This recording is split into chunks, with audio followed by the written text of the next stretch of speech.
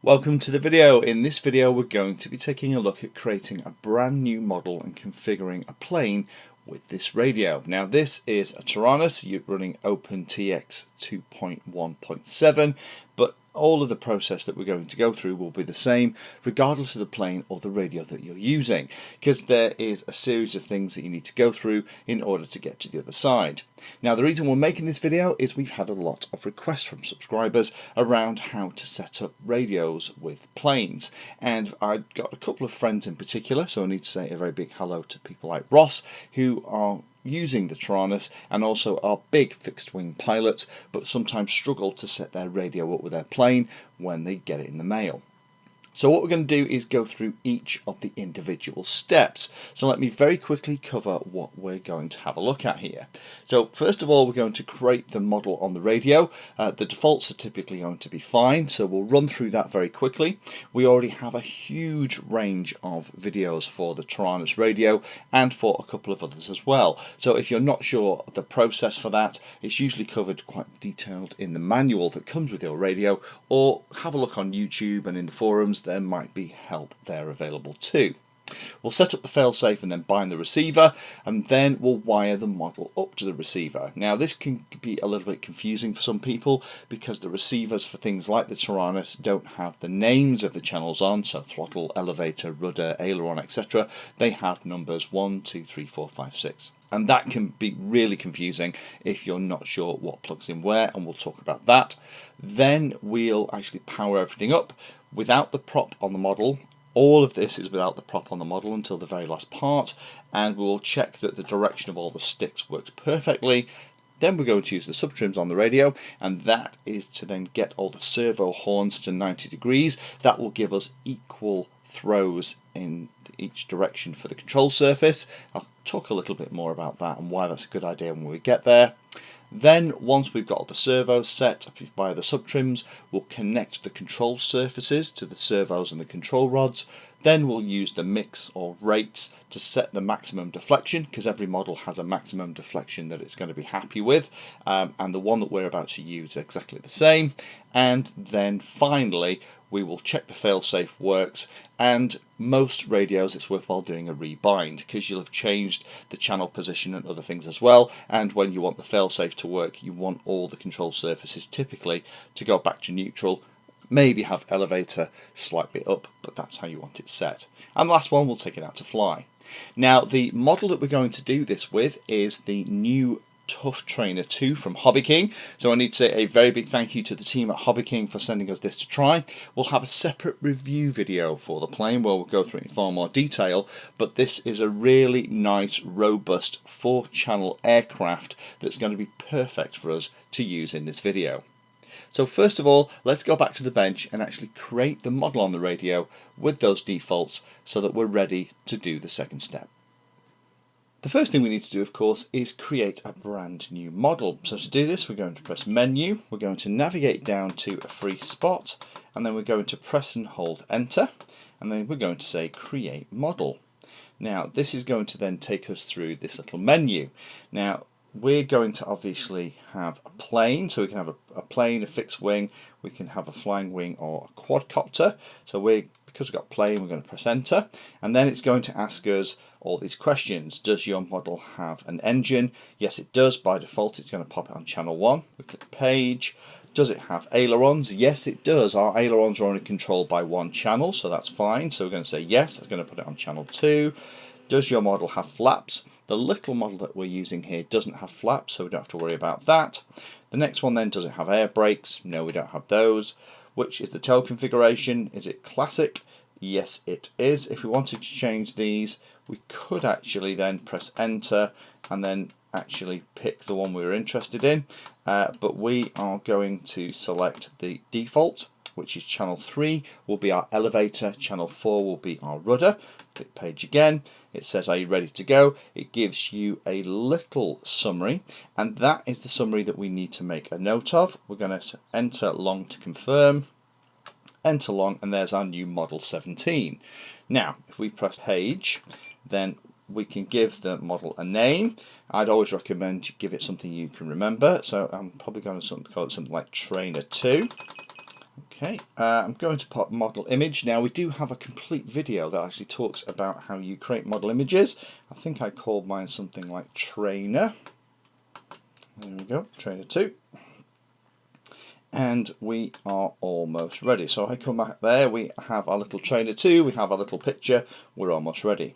Now if I just click the page and go through, we'll get our channel monitor. Now again, this is very handy. Most radios have this kind of thing.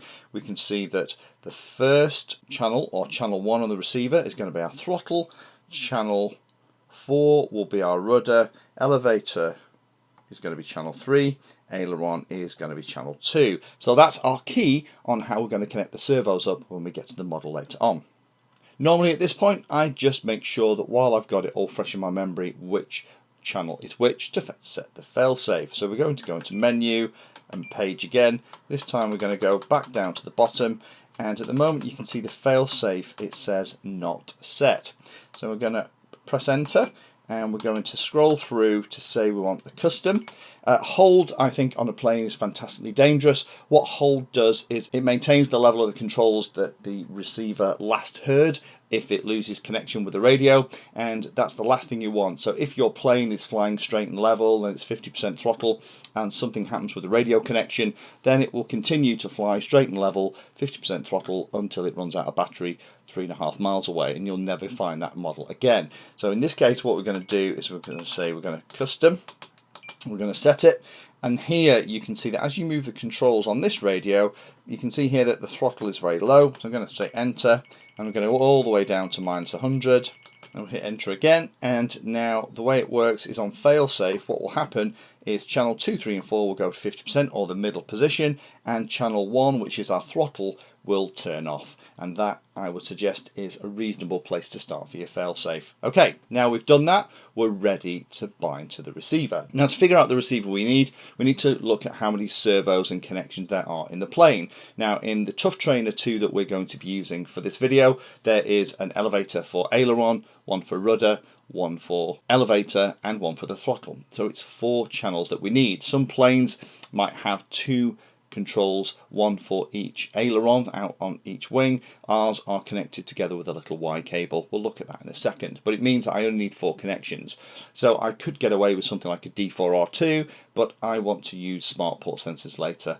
So what I'm going to do is I'm going to probably use something like an X6R. So let me grab one out of the box and let's go through the binding process, and then we can go to the plane and plug it in. So this is the receiver we will use, a little X6R. We need to bind this to the radio.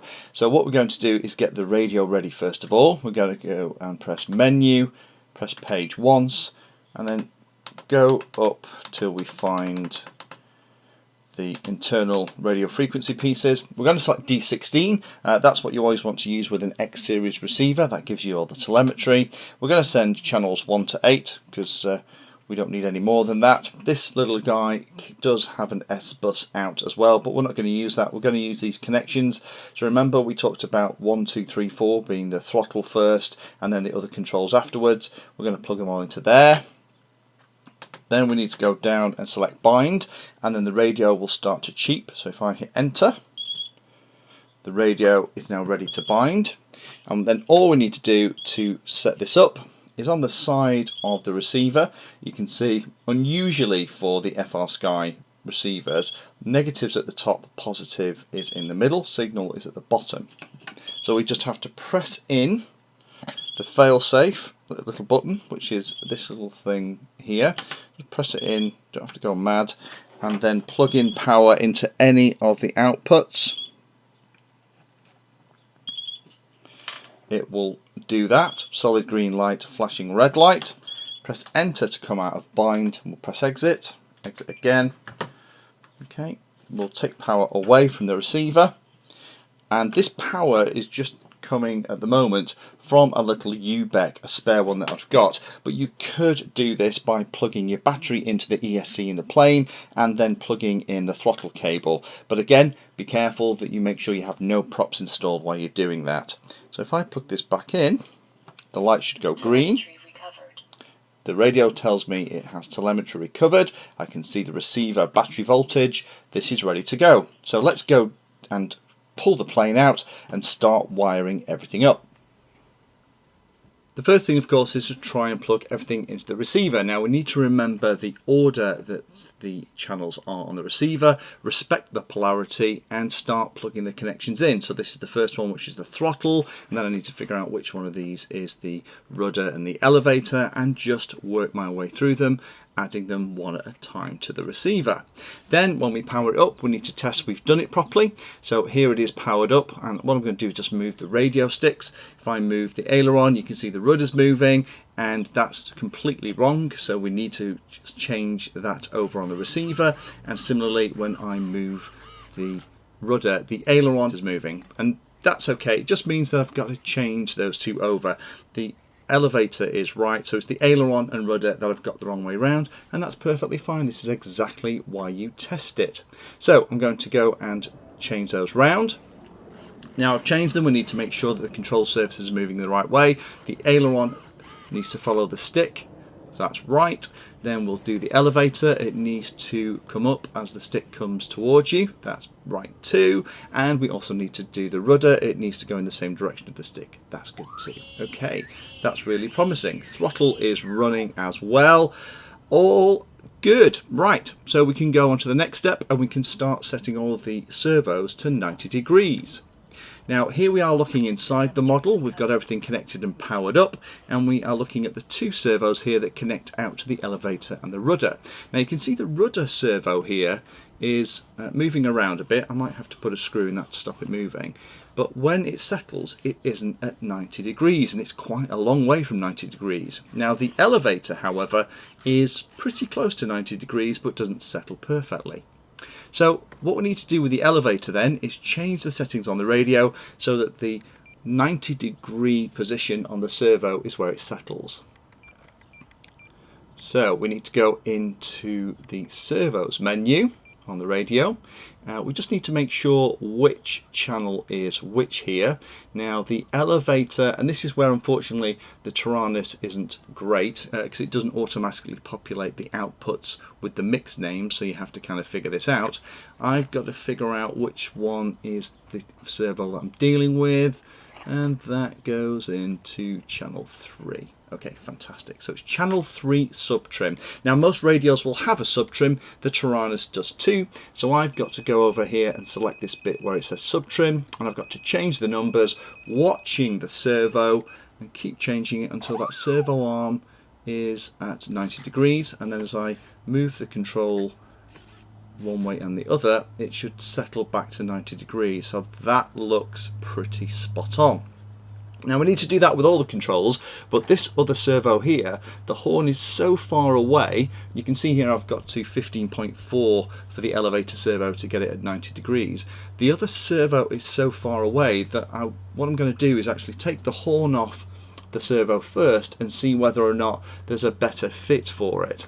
So the way you do that is pretty straightforward. Just undo the little screw that's on the top. Be very careful not to lose it, particularly when you're outside like I am right now.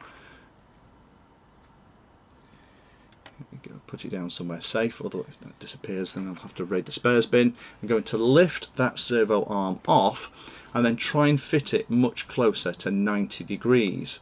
Now as it happens, there is a much closer position here, so it's a shame it didn't arrive like that from the factory, but you know what, we'll take that. So now we'll put the screw back in, and it's going to be much less of a correction needed from the radio in order to get that to be spot on. So now what I'm going to do is just get the radio. That is channel 4. That's settling almost at 90 degrees, so it's just going to need a very slight adjustment. And again, this is output 4, which is the rudder, which is about right. So what I'm going to do on the radio is go down to channel 4, go across into this bit, it's called subtrim, hit enter, and while I'm looking at the servo, I'm going to change the numbers until that servo is going to be pretty spot on. Fantastic. So do that with all of the servos on the model and they'll love you for it. It means you get equal movement in each direction for the surfaces. Now once you've got all those done, next thing to do is then tighten up all the control surfaces on your plane and make sure they're exactly aligned. So this doesn't look aligned because of the way the camera is set.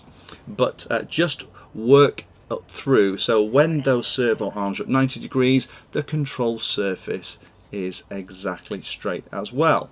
Now the rudder you have to eyeball along the length of the body, but things like the elevator and the aileron can be a little bit easier, because all you're looking for is the edge of the control surface matching up with the edge of the rest of the wing, or the feather in this case at the rear. So you can see here the ailerons, for example, although the elevator looks alright, the ailerons are a little bit out, so I am going to have to undo the screw and just tighten that up so they all align perfectly. Now we are getting pretty close to being ready. Next thing we need to do then is we need to make sure that we have the right deflection on our control surfaces. Here in the manual we have two settings, a 15mm deflection up and down, or 20mm if you want to be sporty. Let's try with 15 first of all, and what we're going to do is we try the aileron. You need a little ruler like this, just pop it by the side of the control surface, move the control, and you're looking for how much deflection. Now at the moment we're getting about 22mm. So I need to reduce this a little bit. We don't want as much of the control going through and moving the servo. Now there are loads of different ways to do this on OpenTX, and pretty much every radio has their own way of doing it. But what we're going to do is go into the menu, we're going to click page, and we're going to keep pressing page until we get to the mixers. That's the way I'll do it in this way, but there's lots of different ways. Now at the moment 100% of all the input controls is coming across. We can reduce that number, so long press on enter to edit, and then we're going to go down here, reduce the aileron from 100%, probably let's try 75, and then we can try that movement again and see whether or not that is the right amount of movement as per the manual. And just go through and do each of your control surfaces that way, and then that way not only is each control surface settling in its neutral position, but you're also getting the right amount of throw for the manual. Great stuff. And by doing the control horns at 90 degrees in the middle position, you should be getting equal throws each side too. Last thing to do then is test our failsafe. So I've just running the engine here, having the control surfaces over to the side, turning the radio off, and the engine cuts out and the control surfaces return to their neutral positions. Well, almost neutral, because we've introduced all that extra trim here after we did our first bind. So we need to rebind the radio, but the first thing you have to do is go back to the bench and have a look at what the deflection is for each of these channels. And if you look on the radio, then here we can see that what we've actually got at the neutral positions, which is perfect for this model. Channel 2 is at minus 14.5, channel 3 is plus 15.6, and channel 4 is minus 4.8. So we need to make sure that when we lose control of the craft, in the unlikely event, that the receiver is going to put out that neutral position that we've just carefully set up. So what we need to do is go back into the failsafe on the radio, and then in the failsafe settings, go through and set each of those numbers. So on channel 2, we need to set minus 14.5, which is that number we've just looked at. Channel 3, we need plus 15.6. Channel 4, we need to dial in minus 4.8. And then we need to rebind back to the receiver. Go through the exact same process we did at the start. And then the receiver will send out exactly the right signals that we want if we have a problem with the radio. One last thing to do then is just to balance and fit the prop. And it's time to go out and try and maiden the craft. Last thing I do, just make sure that the centre of gravity is right, and then it should just leap out of your hand. You might need a couple of clicks of trim on things like the aileron, elevator, or potentially even the rudder, depending on how the centre of gravity is located, but it should fly fine. Now this plane is designed for a beginner, so it's very easy to fly, lovely and docile, lots and lots of power. Even at 25% throttle, it's handling this light wind. Probably not one that I'd want to fly in high winds though. So this process is one that should work. One last tip that I'll give you though is if you find that the model that you're flying is a bit twitchy, then go into the radio and find where you can set exponential and add a little bit of exponential onto your elevator and aileron and just a touch onto your rudder, and that should make it even more fun to fly. Thank you for taking the time to watch that video. There are lots of other videos on the channel and they're carefully ordered into playlists, so you may find that there are other videos on this same subject that you can go and watch. So I would recommend going into the playlist area of Painless 360 YouTube channel and looking around and seeing what there is. You never know what you might find. Thanks for watching. Please like, subscribe, and happy flying.